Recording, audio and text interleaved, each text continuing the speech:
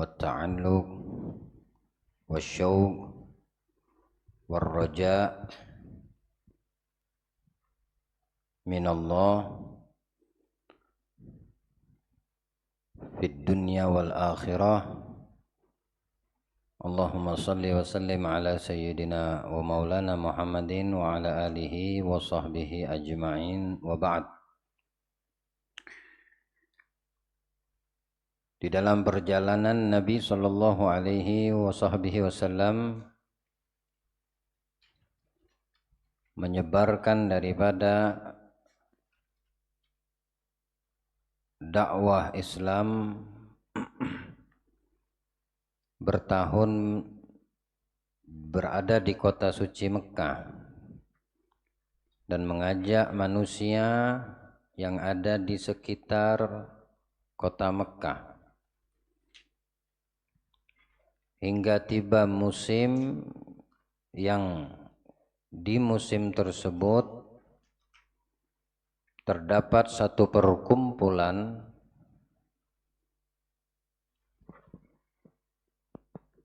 banyak daripada suku-suku bangsa Arab.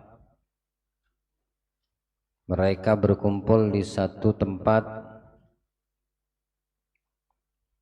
di antaranya adalah Ukaz, satu nama pasar tempat perkumpulan tahunan atau per musim.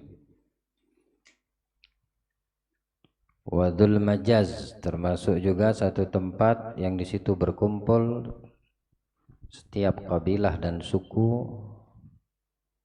mengikuti musim yang terjadi.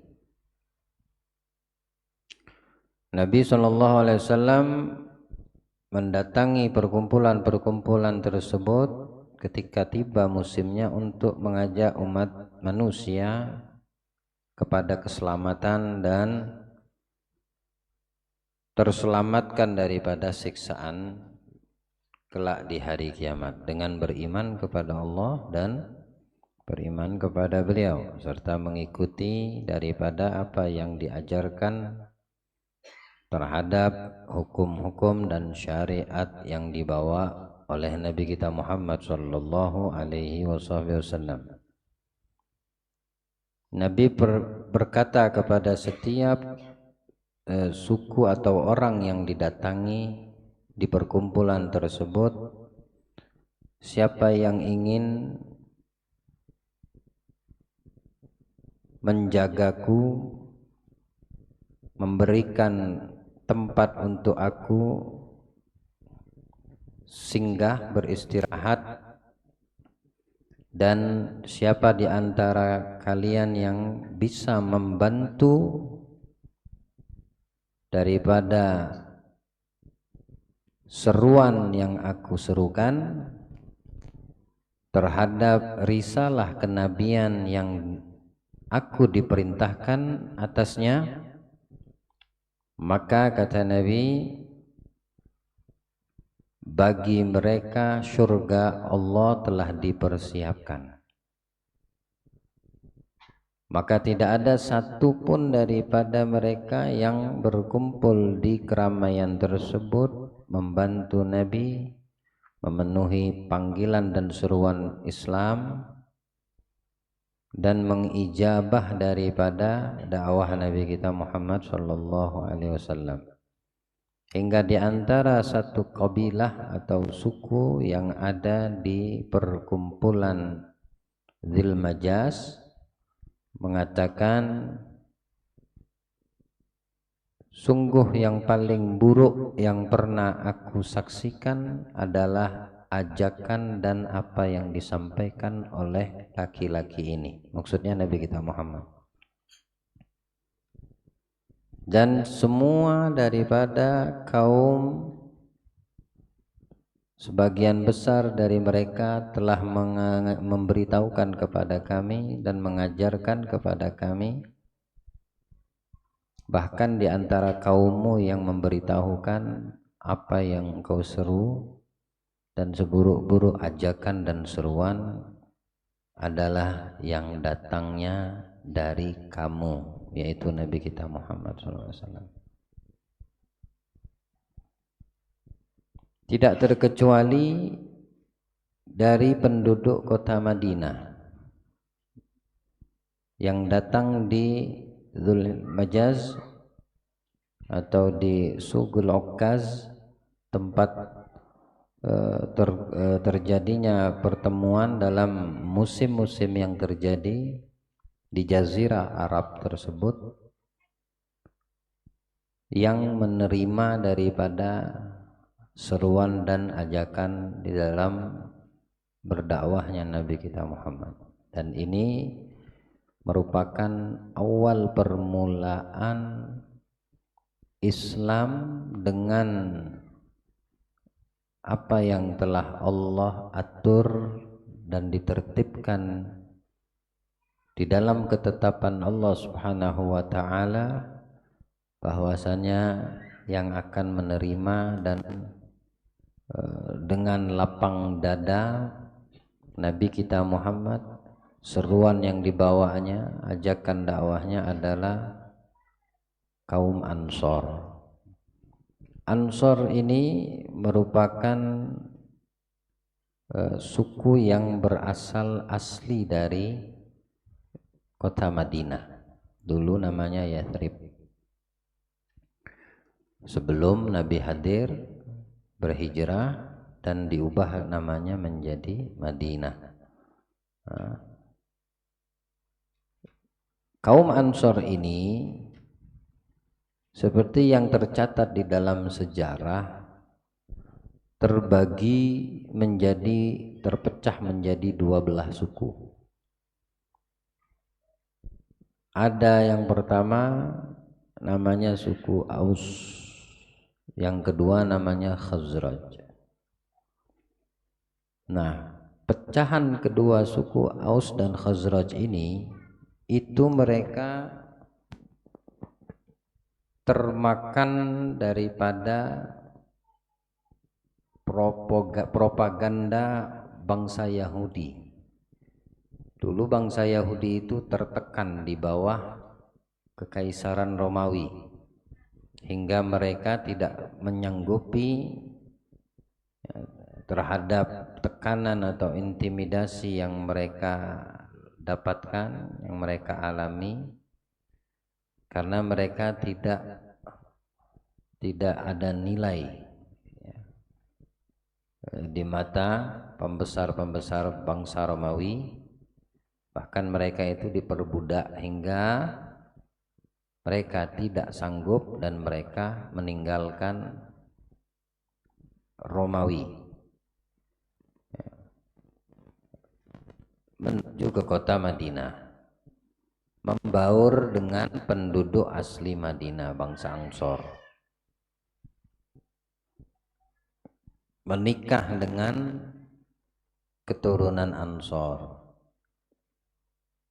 bertata bahasa sebagaimana bangsa Arab yang ada di Madinah dari suku Ansor. Tapi mereka orang-orang Yahudi ini memang sudah mendapatkan petaka dari Allah, bahkan sebelum datangnya Islam. Di zaman terdahulu dari umat yang terdahulu, keturunan daripada Bani Israel, hingga di mana tempat mereka itu tidak diterima, hatta sampai sekarang mereka teradab. Sebagai bukti yang nyata, mereka nyeplok tanah Palestina, padahal itu bukan bumi mereka. Ya, mereka terhina. Nanti akan tiba waktunya mereka akan terusir lagi. Dan begitu setiap zaman, setiap masa, keadaan bangsa-bangsa Yahudi ini seperti itu. Dan strategi mereka orang Yahudi di kota Madinah tidak lain hanya untuk mengambil keuntungan. Karena kota Madinah sangat terkenal dengan perkebunan kurmanya. Dulu orang asli Madinah, bangsa Ansor, suku Ansor itu tidak mengenal yang namanya minuman keras, cara membuatnya, kemudian tidak mengenal yang namanya pertikaian. Tapi ketika bangsa Yahudi masuk ke sana, membaur seperti menjadi orang Arab, di propaganda Aus dan Khazraj dipecah belah, sehingga mereka turun temurun dari generasi ke generasi selalu bertikai, selalu menumpahkan darah.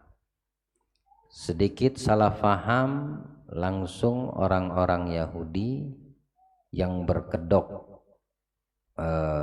Arab karena mengikuti semua tata cara dan tata hidupnya orang Arab, membuat satu gebrakan agar Madinah itu di dalam kekuasaan mereka, hingga mereka membangun satu benteng.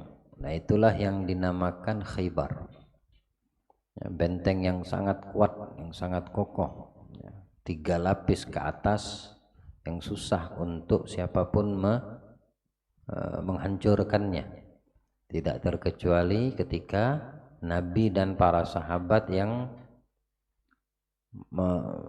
memerangi mereka, dan dinamakan peperangan itu adalah peperangan Khaybar, dimenangkan oleh kaum muslimin setelah Nabi hijrah dari Mekah ke Madinah.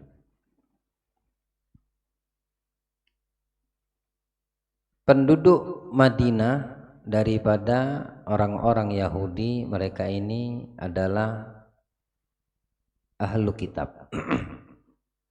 Tapi kitab yang telah diobrak-abrik, kitab-kitab yang Allah turunkan kepada Nabi Musa daripada Taurat atau Injil kepada Nabi Isa, itu sudah diubah, bukan sedikit tapi kebanyakan, termasuk daripada ciri-ciri Nabi terakhir yang akan hadir juga dihapus.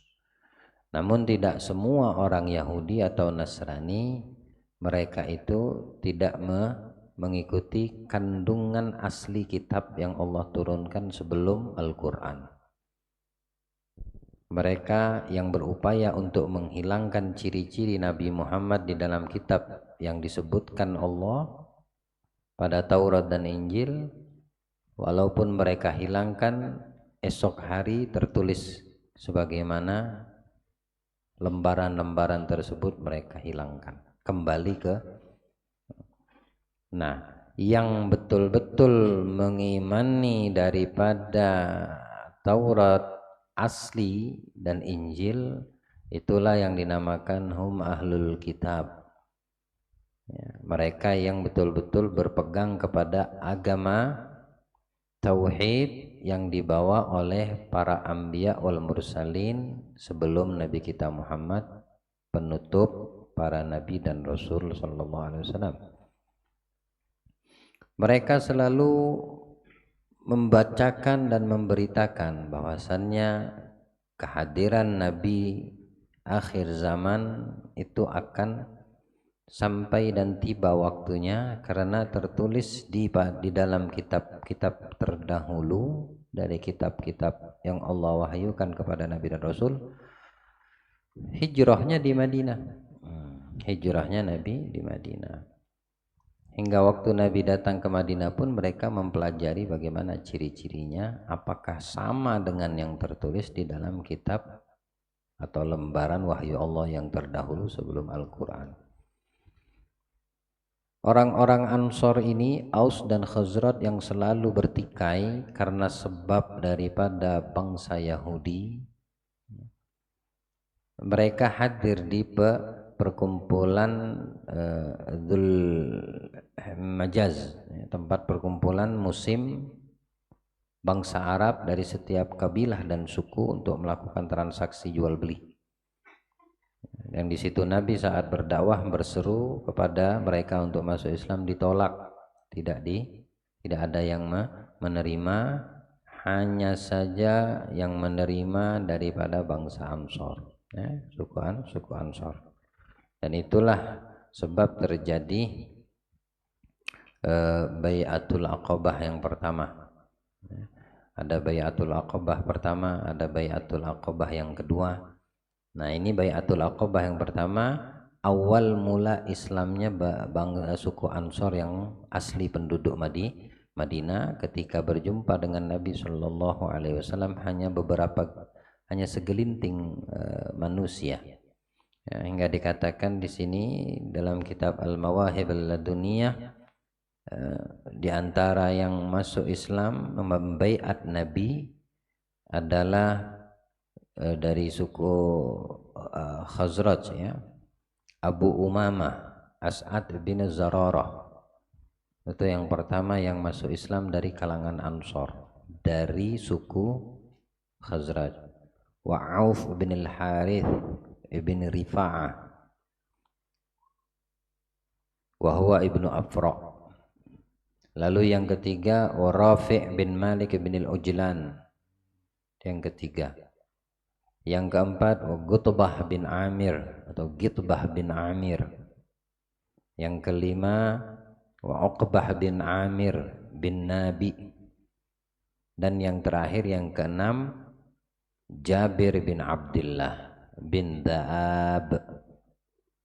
Mereka yang masuk awal-awal ke Islam dengan membaiat Nabi Sallallahu Alaihi Wasallam. Lalu mereka meminta arahan kepada Rasulullah apa yang harus dilakukan. Bilang Nabi, sabarkan diri kalian, tahan dulu dari keislaman kalian, ajak beberapa orang dari orang terdekat kalian di Madinah, Yathrib, untuk beriman kepada Allah, beriman kepada utusan Allah, meyakini aku adalah Nabi dan utusan Allah, dan meninggalkan sembahan berhala yang selama ini dikerjakan, sampai datang perintah, ya, untuk aku akan memberikan arahan selanjutnya, kata Nabi. Maka mereka mengatakan, ya Rasulullah, kami akan kembali di tahun yang akan tiba berikutnya, di musim perkumpulan berikutnya.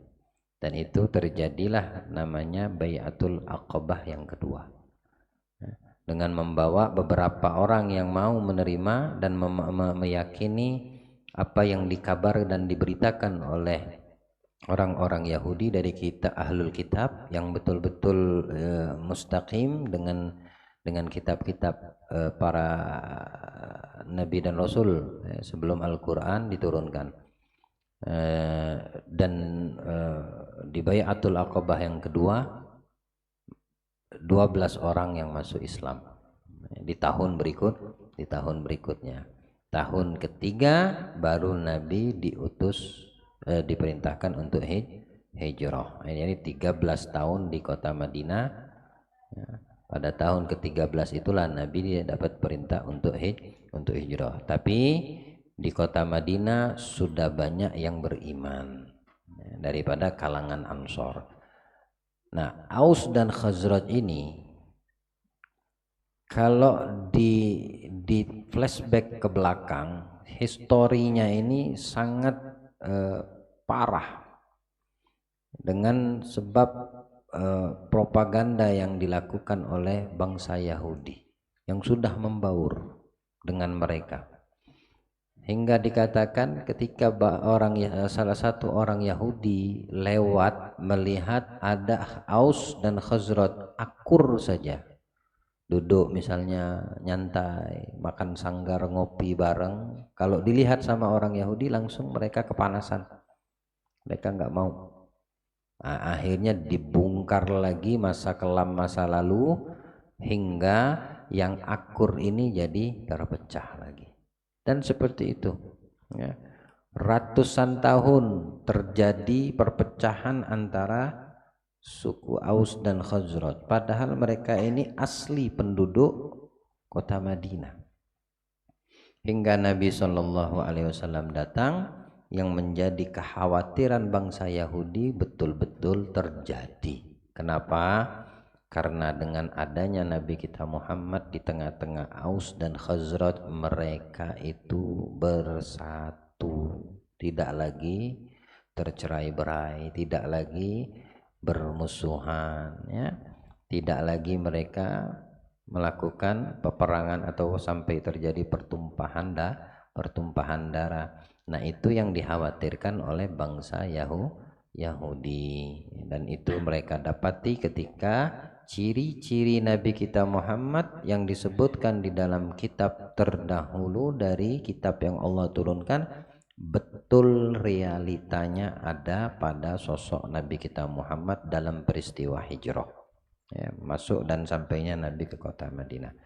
Dan Allah mengabadikan ini ayat kisah ini di dalam surat Al-Imran ayat 103. Ya, Allah berfirman, wa'tasimu bihablillahi jami'an wa la tafarraqu. Berpegang eratlah kalian, maksudnya Aus dan Khazraj, dengan tali Allah. Apa maksudnya tali Allah? Dengan perjanjian yang dibawa oleh Nabi kita Muhammad sallallahu alaihi wasallam. Iman dan Islam mereka itu adalah tali yang kuat. Maka berpegang kuatlah dan teguhlah dengan perjanjian tersebut, dengan tali yang Allah telah datangkan untuk kalian. Wala tafarraqu, dan jangan pernah kalian untuk bercerai-berai. Jangan pernah lagi kalian baku hantam, jangan pernah lagi kalian bermusuhan. Lalu Allah mengingatkan kepada mereka, idh kuntum a'daan wadhkur, apa ayat setelahnya itu, jami'an wa tafarraqu wadhkuru ni'matallahi 'alaikum, dan ingatlah atas nikmat dari Allah untuk kalian, Aus dan Khazraj, kaum Ansar. Idh kuntum a'daan fa'allafa baina qulubikum, saat dimana kalian bermusuhan, saling membunuh, saling menumpahkan darah. Fa'allafa baina qulubikum, maka Allah satukan kembali hati kalian yang tercerai-berai, disatukan lagi sama Allah. Yang tadinya sering berantem, salah sedikit, tersinggung sedikit, perang suku, ya, Aus dan Khazraj, dan itu ratusan tahun terjadi. Tukang panas-panasnya, kompor yang mengomporinya, yaitu bangsa Yahudi, orang-orang Yahudi yang sudah membaur dengan penduduk Madinah, ya. Wa kuntum ala syafa hufratin minan nari fa'anqadakum minha, dan ketika kalian berada di tepi jurang neraka, maka kalian diselamatkan. Aus dan Khazraj kalau berkelanjutan seperti itu, artinya melakukan pertumpahan darah, tidak bersatu, maka ukbahnya di akhirnya nanti mereka akan diseret dan dilempar ke dalam neraka, waliyadzubillah. Tapi dengan nikmat dari Allah hadirnya di tengah mereka Nabi kita Muhammad, mereka terselamatkan dari jurang neraka. Siapa? Kaum Ansor yang terpecah menjadi dua suku, Aus dan Khazraj. Fa'anqadhakum minhak kadzalika yubayyinullahu lakum ayatihi, kadzalika yubayyinullahu ayatihi lakum ayatihi la'allakum tahtadun. Nah, seperti itulah kata Allah, kami memberikan tanda-tanda dan ayat-ayat kami untuk kalian, wahai kaum Ansar, wahai suku Aus dan Khazraj, supaya kalian mendapatkan petunjuk. Ya, petunjuk Allah adalah hadirnya Nabi kita Muhammad di tengah-tengah mereka. Nah, ini yang paling tidak disukai oleh orang Yahudi, karena dengan adanya Nabi, yang sudah ratusan tahun, yang sudah beranak pinak becucung itu tidak lagi bertumpahan darah, tidak lagi saling bermusuhan. Yang menyatukan mereka apa? Terikatnya hati mereka satu sama lain dengan iman wal Islam. Nah, oleh sebab itu tidak sepantasnya kita muslimin, mukminin yang terikat ya, ruh kita dengan iman dan Islam ya, melakukan hal-hal yang pernah terjadi dengan Aus dan Khazraj. Sebelum Islam dan iman merasuk ke dalam sanubari mereka, ya mereka mudah untuk diprovokasi. Tapi setelah merasuk ke dalam hati mereka Islam wal iman, mereka tidak lagi terprovokasi. Itu yang membuat jengkel bangsa Yahudi ya. Nah, ini kita tidak boleh, bagi kita yang beragama Islam, beriman kepada Allah dan Nabi ya, satu sama lain saling membenci, itu tidak boleh dan tidak mungkin ya, terjadi pada setiap orang yang di dalam hatinya ada iman kepada Allah. Tidak boleh salah paham kemudian putus silaturahim, tidak boleh. Ini kita harus pahami, ayat tersebut memberitahukan hikmahnya untuk kita agar kita selalu menjaga ya, sebagaimana Allah memberikan penjagaan dan kenikmatan tersebut untuk mereka kaum Ansor yang dulunya cerai berai, yang dulunya saling membunuh, menumpahkan darah, tapi ketika iman dan Islam itu masuk ke dalam hati mereka tidak lagi, terkecuali mereka sudah bersatu, saling bahu membahu, saling mengayomi, saling menyayangi ya. Tidak akan pernah melakukan perbuatan syirik orang yang sudah di dalam hatinya beriman kepada Allah. Bahkan Nabi menjelaskan di dalam hadis sahih, yang aku takutkan bukan pada umatku, maksudnya pada umatku mereka yang sudah beriman. Yang aku takutkan pada umatku yang beriman bukan mereka melakukan perbuatan syirik, menyembah kepada selain Allah. Sedangkal apapun orang yang beriman terhadap hukum Allah,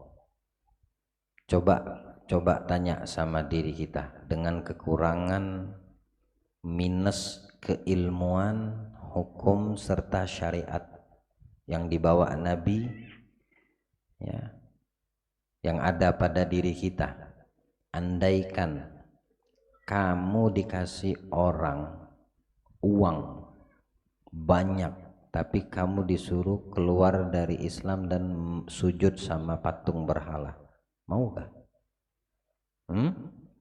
Walaupun kalian minim terhadap hukum dan syariat. Makanya Nabi menegaskan, aku tidak takut pada umatku yang beriman syirik. Tapi yang paling ditakutin Nabi apa? Masuk ke dalam hati umatku yang beriman hubbud dunia, cinta sama dunia, yang dengan sebab cinta kepada dunia umatku bisa hancur sebagaimana umat terdahulu yang binasa dan hancur. Nah, kita sendiri mengatakan, mengikrarkan, walau dikasih uang 1 triliun kamu keluar dari Islam, murtad kamu dari Islam, sembah ini patung, sembah ini selain Tuhan yang kau yakini, ku kasih 1 triliun, mau melakukan itu? Tidak mau. Kenapa? Karena kekhawatiran Nabi bukan di situ. Bukan manusia yang sudah iman kepada Allah, iman kepada Nabi, mereka musyrik, melakukan perbuatan syirik, menyembah selain kepada Tuhan, bukan. Tapi kalau masuk ke dalam hatinya, dunia itu bisa menghancurkan. Nah, ini harus digarisbawahi. 1 triliun tawaran itu dunia atau bukan? Imanmu mengatakan saat ditanya tidak mau. Tapi kekhawatiran Nabi, dunia yang bisa merusak orang yang beriman. 1 triliun bukankah itu dunia? Kalau tidak kuat iman, rusak imannya. Diterima sama. Itulah maksudnya Nabi membinasakan orang-orang sebelum kalian.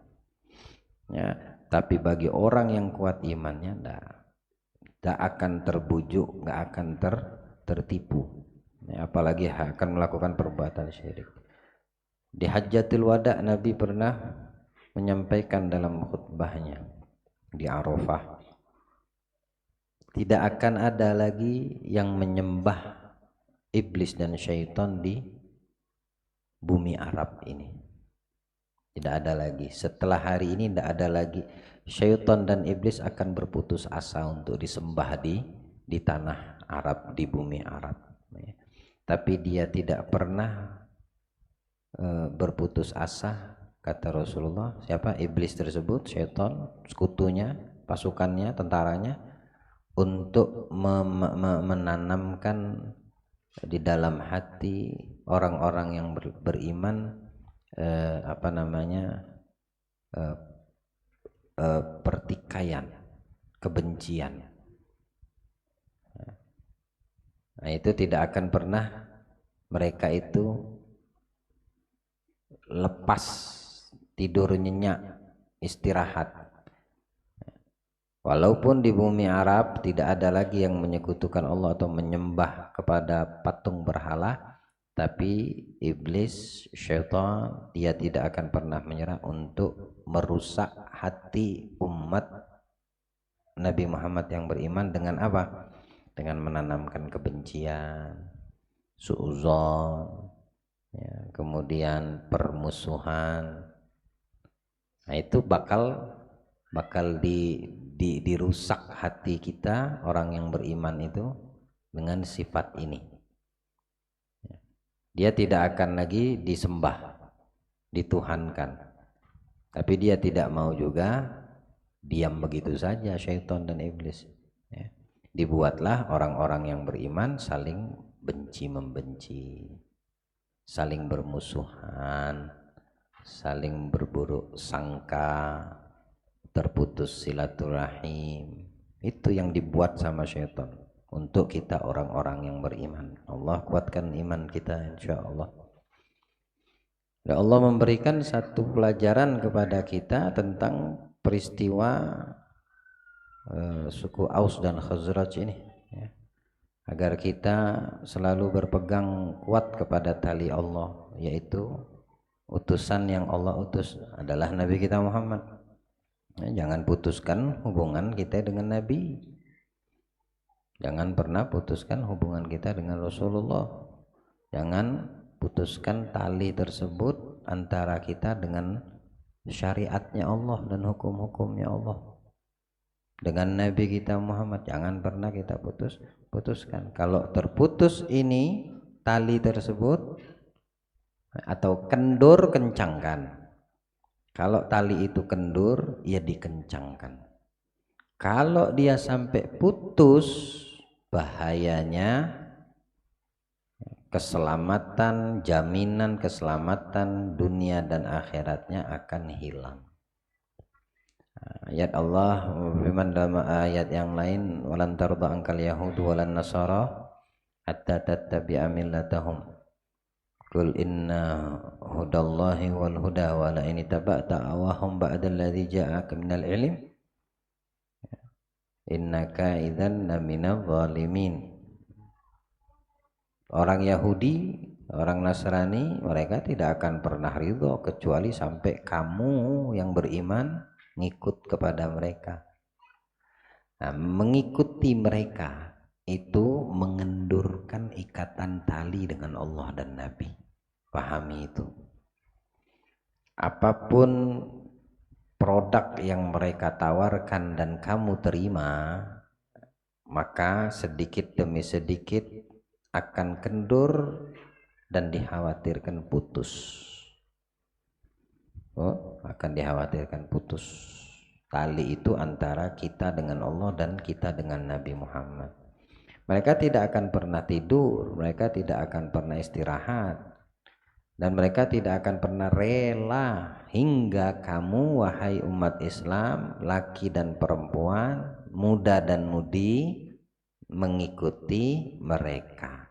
Tata cara hidupnya, cara berpakaiannya, cara bicaranya, cara bersosialisasinya, kesehariannya, pergaulannya, hingga kita disuruh ngikut sama mereka.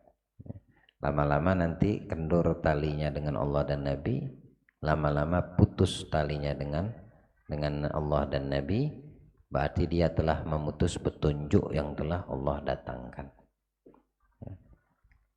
Katakan itu adalah petunjukku, kata Allah. Sebaik-baik petunjuk adalah petunjukku, kata Allah. Ya Muhammad, sampaikan kepada mereka yang beriman. Ya, qul inna hudallahi huwal huda. Beritahu mereka yang beriman kepadaku.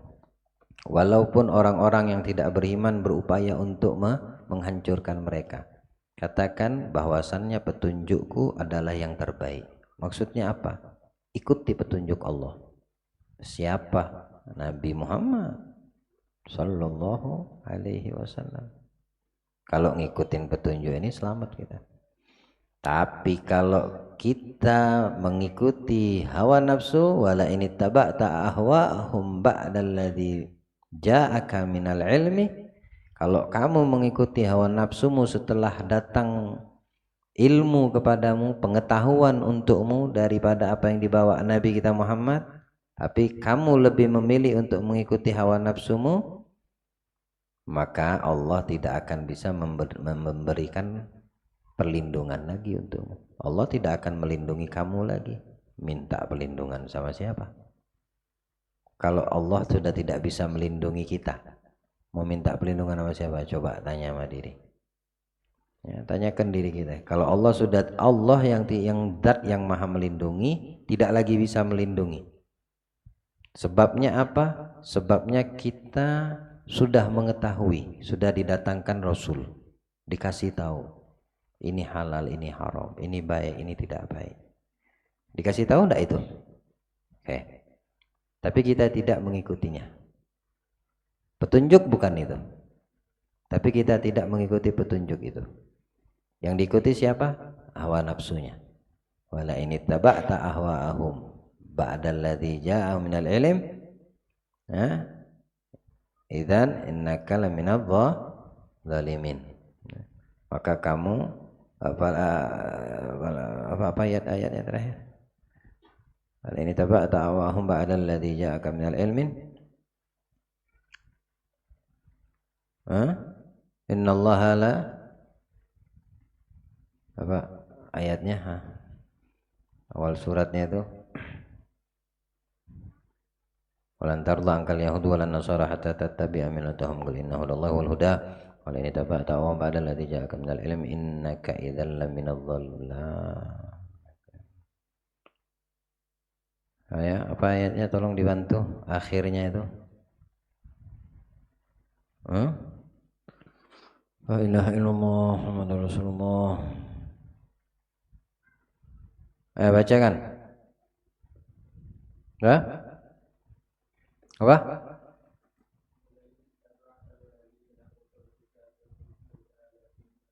Enggak, bukan itu. Walan tarda ankal yahudu walan nasara.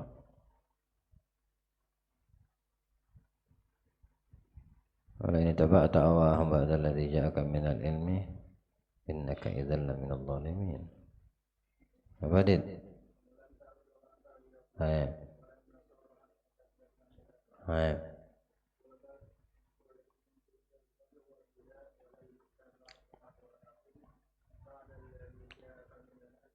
Terus malaka minallahi waliyyin wala nasir. Petunjuk sudah ada. Ya, visi misi orang-orang Yahudi dan Nasara, dia tidak akan pernah ridho kecuali kamu ikut kepadanya.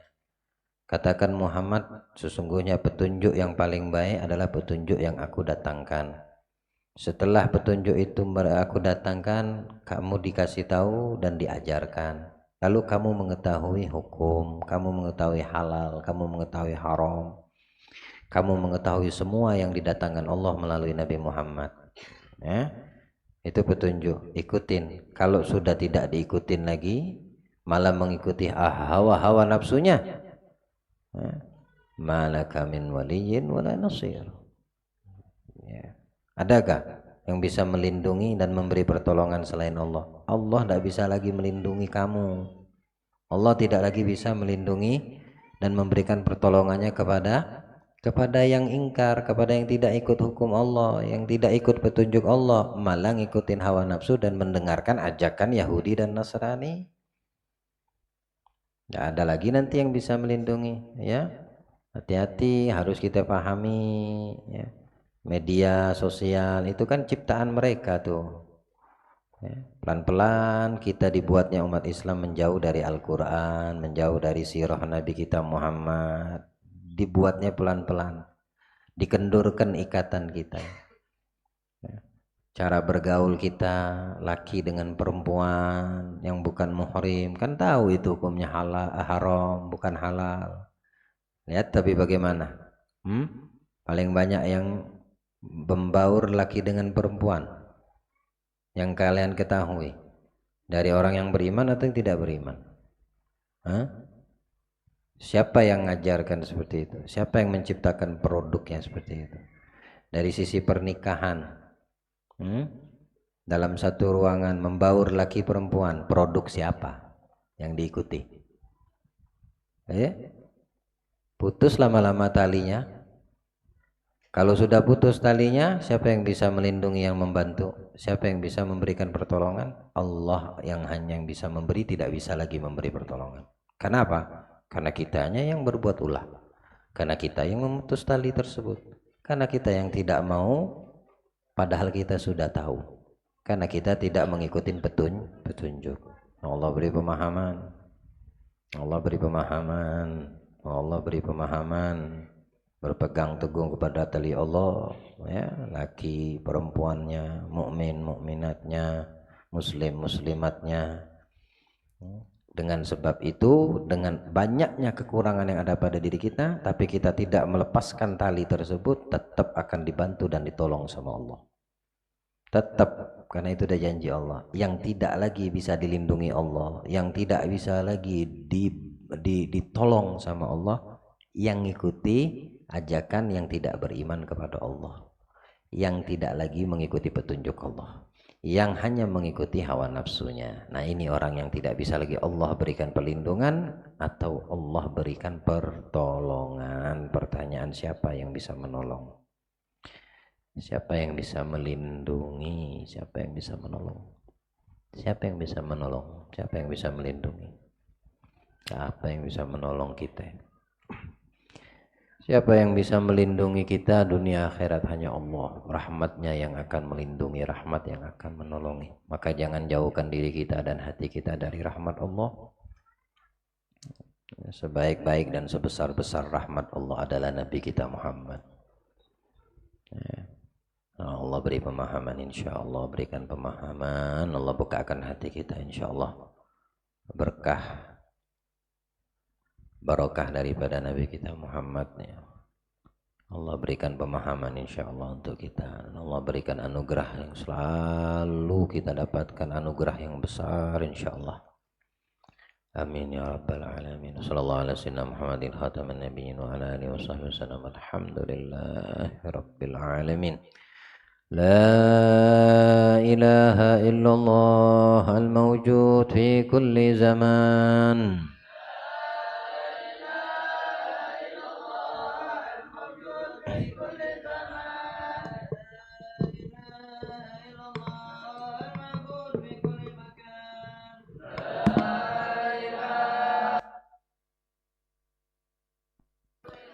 لا إله إلا الله المذكور بكل لسان.